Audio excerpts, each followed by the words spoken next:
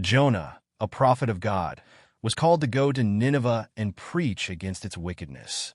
But Jonah, fearing the city's people, ran the other way, boarding a ship to Tarshish. A great storm arose, and the sailors, terrified, cast lots to discover who was responsible. The lot fell on Jonah, and he confessed that he was running from God. Reluctantly, the sailors threw Jonah into the sea to calm the storm, and immediately the waters stilled. Overwhelmed by the power of God, the sailors worshipped him, offering sacrifices and making vows. As Jonah sank into the depths, a giant fish sent by God swallowed him whole. Inside the fish, Jonah spent 3 days and 3 nights in darkness. There, he prayed fervently, acknowledging God's sovereignty and pledging to fulfill his vow to obey. In his mercy, God commanded the fish to spit Jonah out on a dry land, giving him another chance to carry out his mission. This time, Jonah obeyed and traveled to Nineveh, a sprawling city filled with people Jonah deeply distrusted and despised. He proclaimed God's message. 40 more days, and Nineveh will be overthrown. To Jonah's astonishment, the people of Nineveh believed God.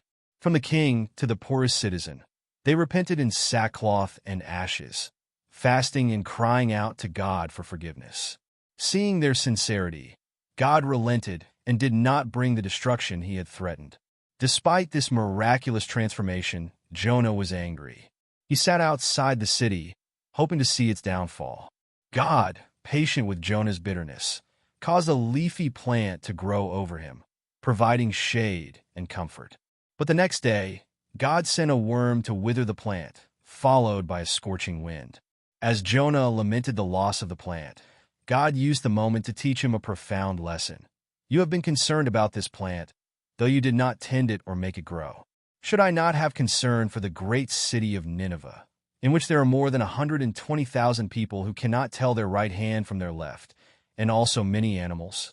The story of Jonah teaches us that God's mercy is for everyone, even those we may consider undeserving. His love extends to all creation, and he rejoices when anyone turns to him in repentance. As his followers, we are called to set aside personal biases and share his message of forgiveness and salvation with everyone. Moreover, Jonah's story reminds us of the importance of obedience to God, trusting that his plans are far greater than our own understanding.